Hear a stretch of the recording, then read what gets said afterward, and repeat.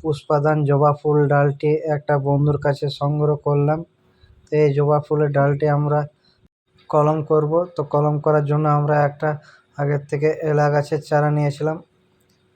তো এইভাবে আমরা এলা গাছের চারাটাকে কেটে নেব। এইভাবে কাটার পর আমরা একটু 1.5 mm মতো পাতলা যে সবুজ ঝালটা আছে সেই সবুজ ঝালটাকে আমরা কেটে নিলাম, এবং যে আমরা জবা ডালটি নিয়েছিলাম সেই জবা ডালটিকে আমরা এইভাবে কেটে নেব, এবং এর পাতাগুলো আমরা সব কেটে নেব। এইভাবে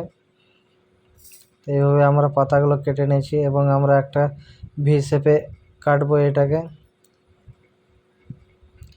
দেখতে পাচ্ছেন আমরা ভি শেপে কেটে নিলাম এইভাবে।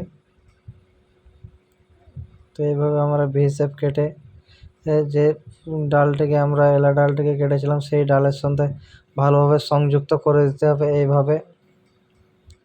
তো এইভাবে সংযুক্ত করে নেওয়ার পর আমাদেরকে গ্রাফটিং টেপ নিতে হবে। দেখতে পাচ্ছেন এই হচ্ছে আমার গ্রাফটিং টেপ। এই গ্রাফটিং টেপ দিয়ে আমাদেরকে ভালোভাবে জড়িয়ে দিতে হবে।